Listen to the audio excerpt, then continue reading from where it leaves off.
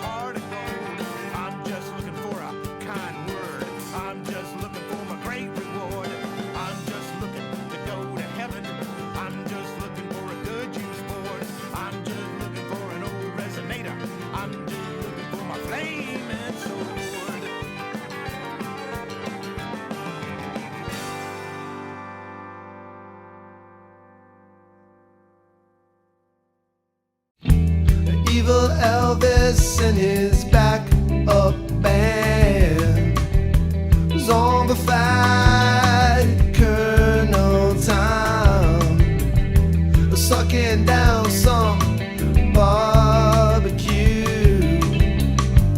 Then his eyes turn to you.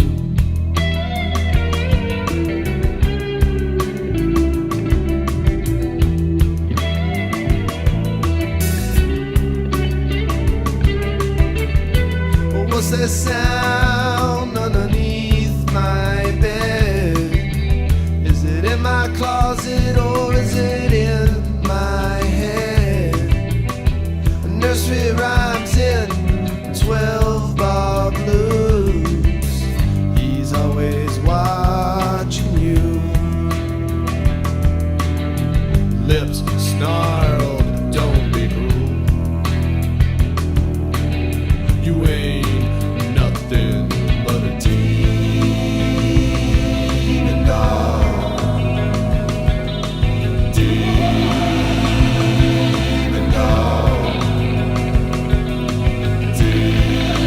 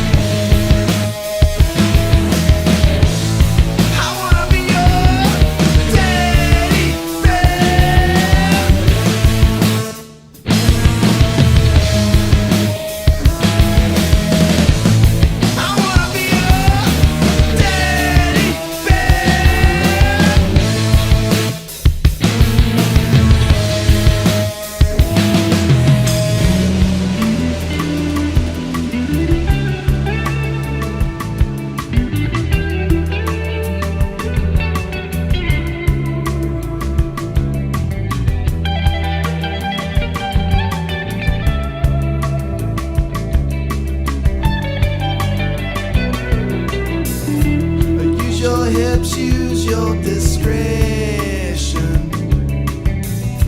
a little less conversation and more possession. He wants a taste of what is left. He wants a hunk of burning flesh. He wants a hunk of burning flesh.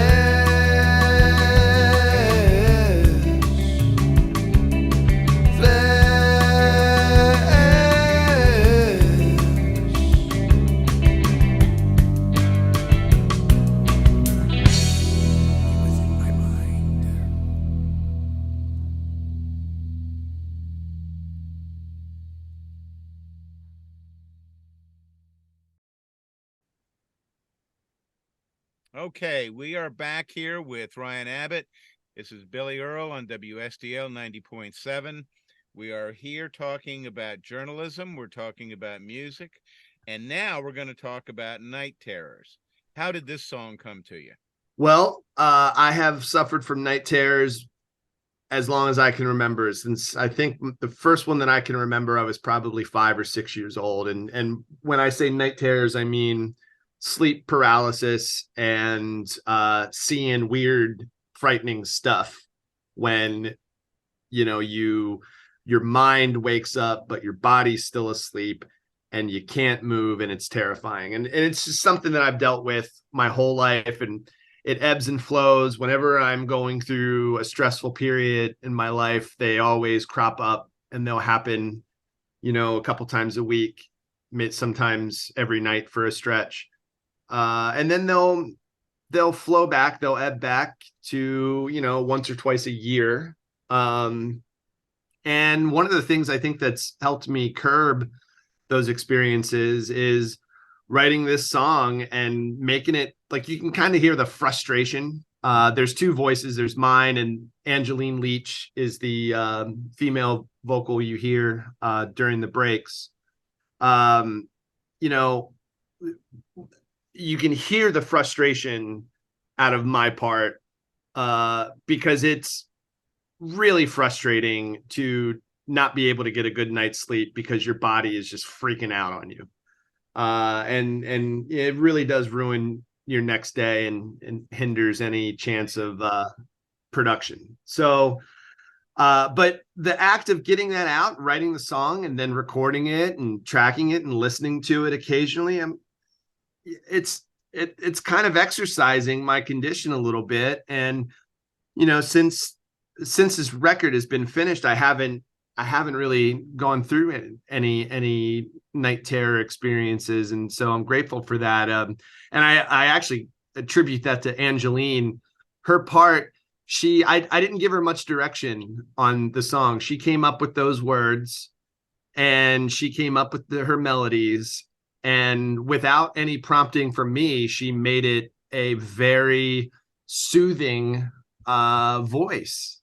You know, it's a calming character that's telling the other voice in the song, things are going to be all right. This is just a temporary condition. You're going to wake up.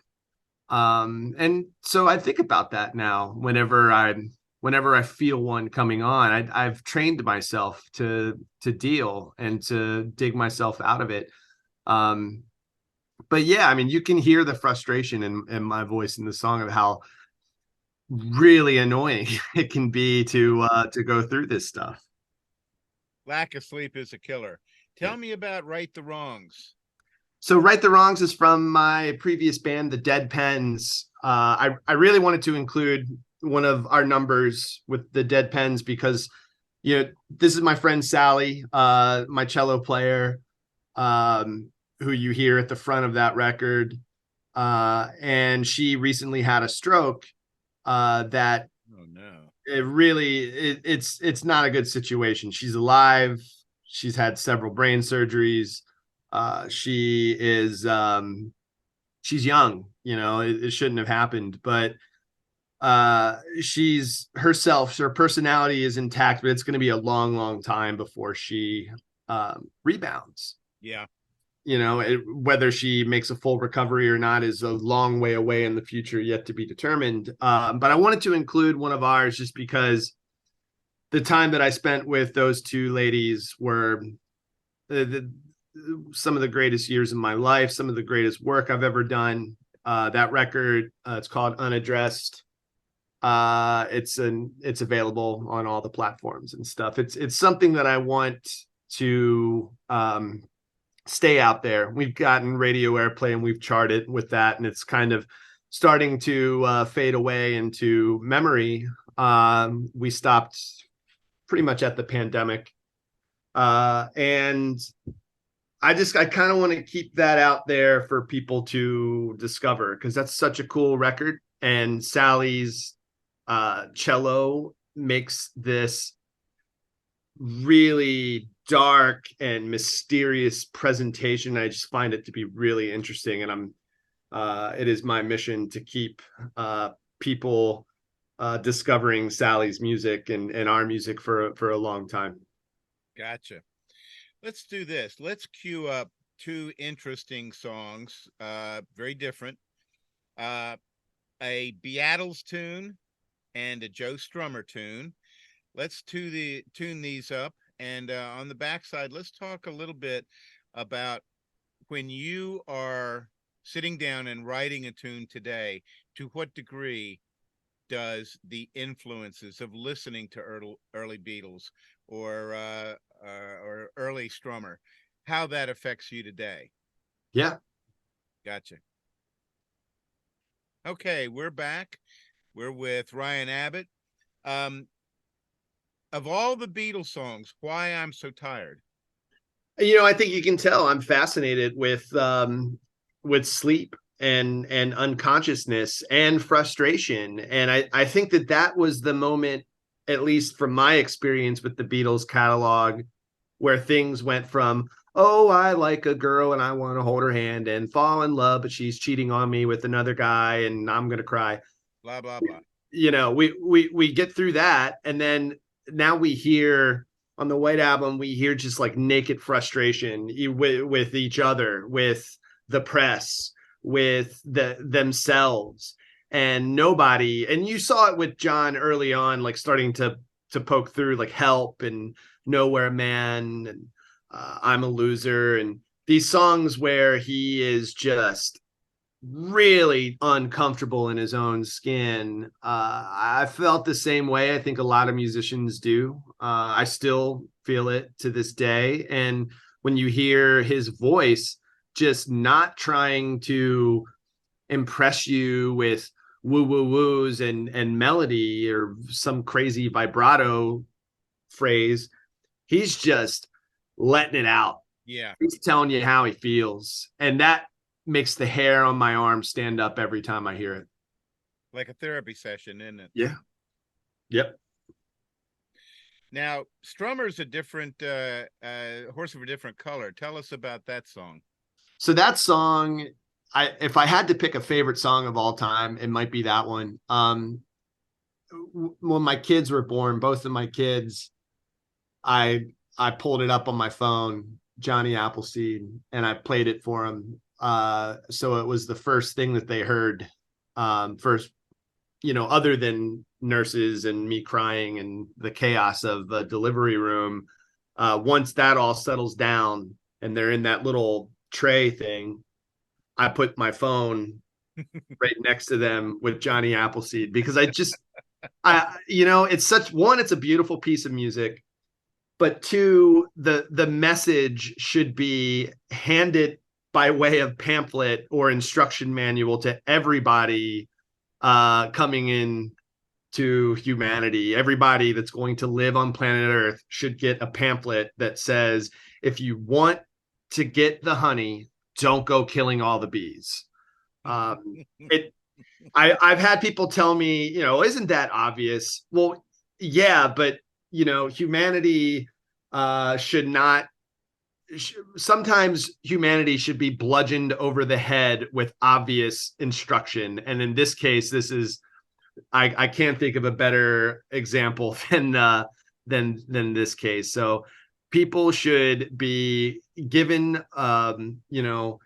assigned, reading to do when they get here, and Johnny Appleseed should be at the front of that list. So, okay, let's take a quick deviation.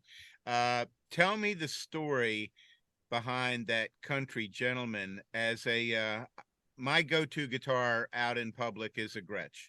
It's not a Country Gentleman, but there's something about that make of guitar that is just special. Yeah, it is.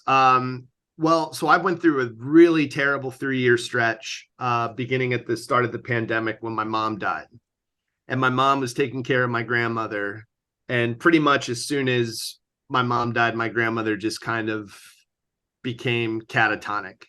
So I was taking care of her. And it was, I'm homeschooling my kids. I'm working my job. I'm recording records. It was just an incredibly stressful time. And like I said, I've always been a 6-pack of cheap beer and an acoustic guitar on the front porch type of guy.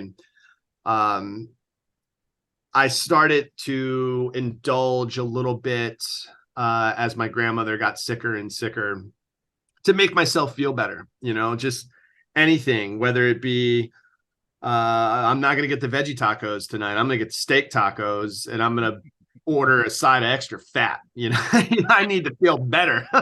Extra fat. Yeah, extra fat, please. What a great song title that would be. There you go. All right.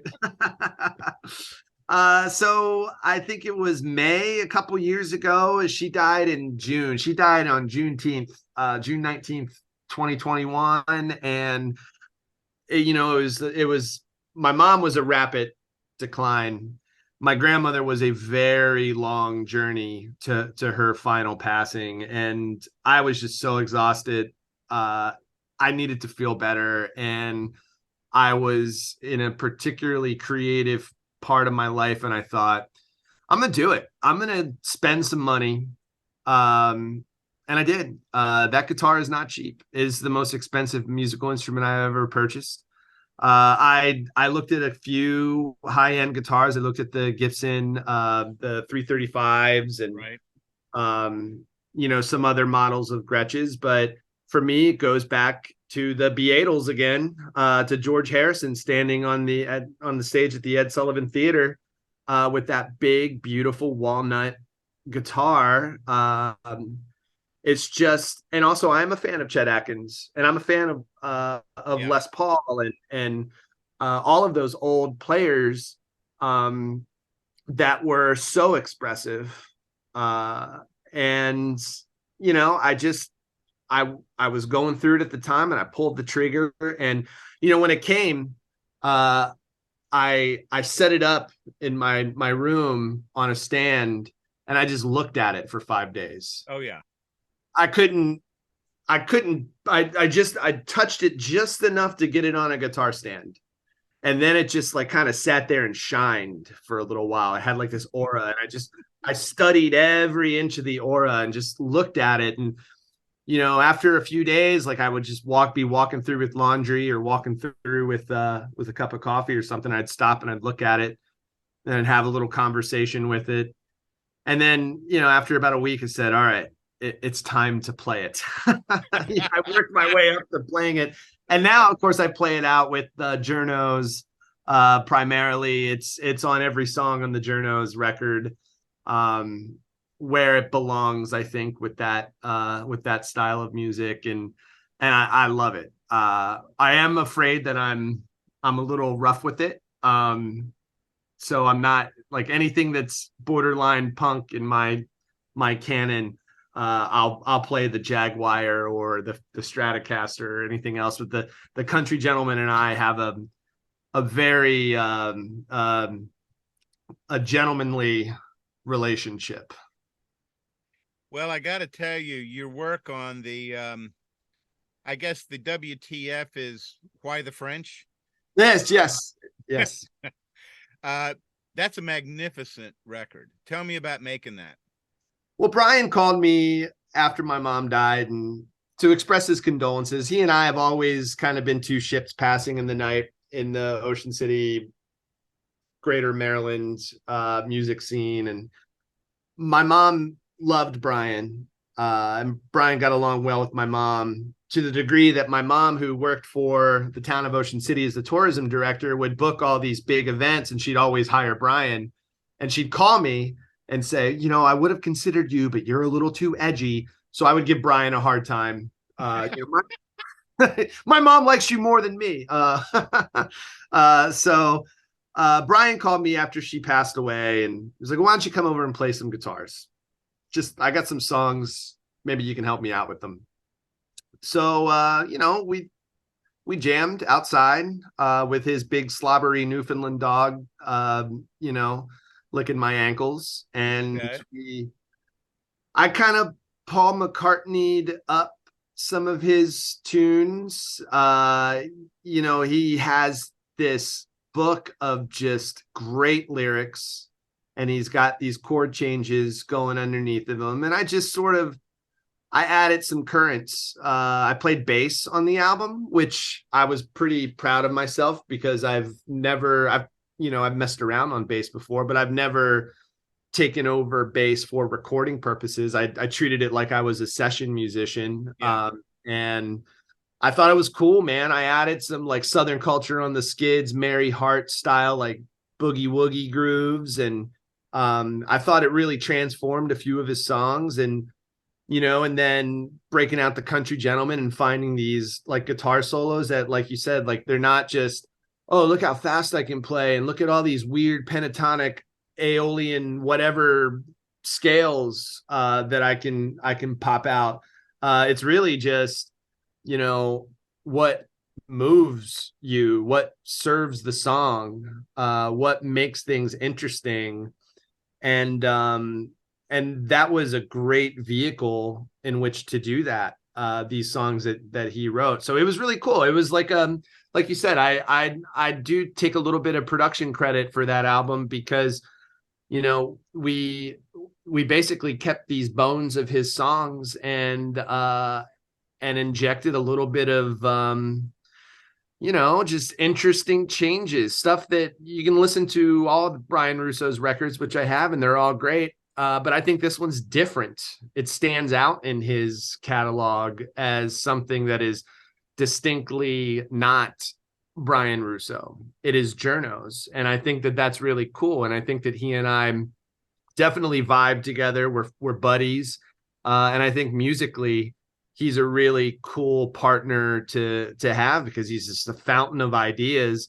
And I have a extensive vocabulary from my study in music that I can help add some cool little touching, color touches around here and there and make things pop a little bit differently than the other things in his catalog. I gotcha.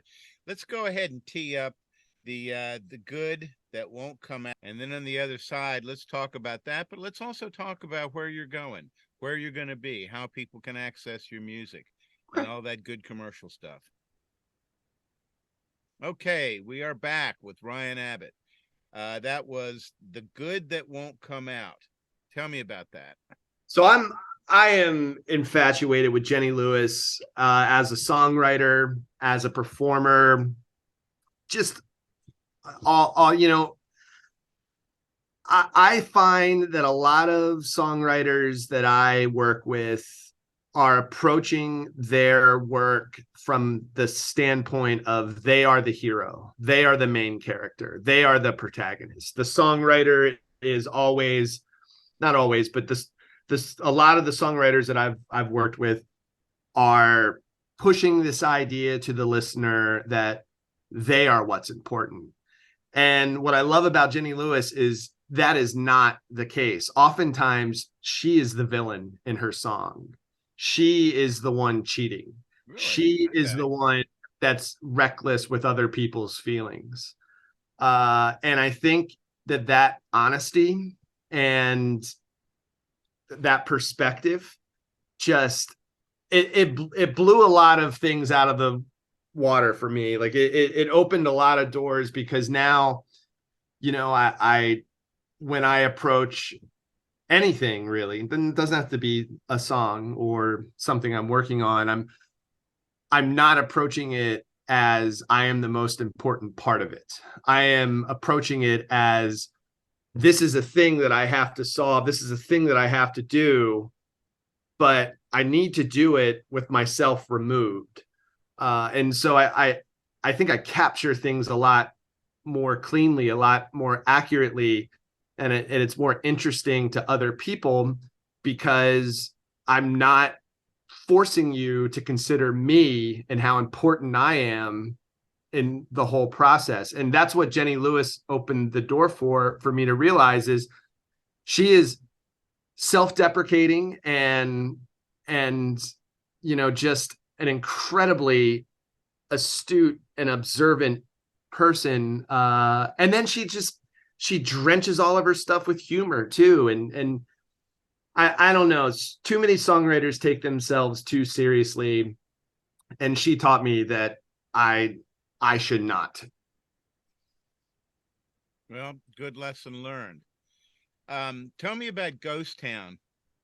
Well, so, going back to my Ocean City comeuppance, as it were, I found my audience, my group of friends, my home base when I was in a punk band called the Phantom Limbs, and we would play at Pepper's Tavern, 16th Street in the Boardwalk. Before it was Pepper's, it was Tavern by the Sea. Before that, I think it was just the Tavern. And it was a big, crew of artists, punk rockers, ne'er-do-wells, misanthropic loners.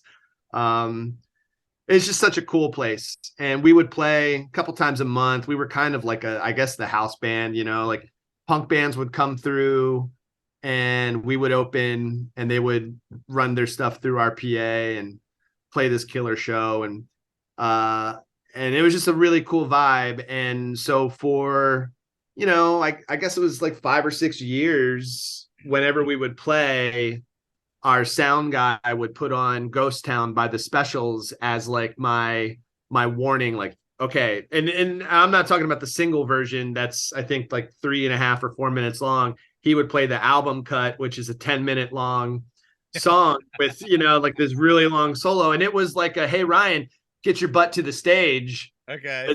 It's about to start. So I do this thing where I have this pre-show ritual. I'm getting a beer. I'm hanging out. I'm chatting with people that have come to see us play. And I can get lost in conversation, as you can probably tell pretty easily. And so to this day, when I hear Ghost Town, I think, oh my gosh, it's time, it's time to rock. it's time to get started. So that I love that, and then so that just very cool reggae, hip hop, British, jazzy, spooky sound, that vibe just really puts me instantly into that mood where, okay, I want to play guitar now. Like I'm ready to play guitar. So that's what that song is. So that's why I picked it. It reminds me that it's time to get down to business. Well, there you go. And speaking of time to get down to business, I want to thank you profusely for joining us today. This has been a great session in the mind of, I will say, a musician, a journalist, a man of words, a man of thought. Thank you so much. And this is Billy Earl signing off here with Delmarvalous Americana. You can find us on WSDL 90.7 on the TV station in Easton, in Salisbury, and in the metaverse on YouTube. Thanks again, brother. See you Billy. Down the road. All right.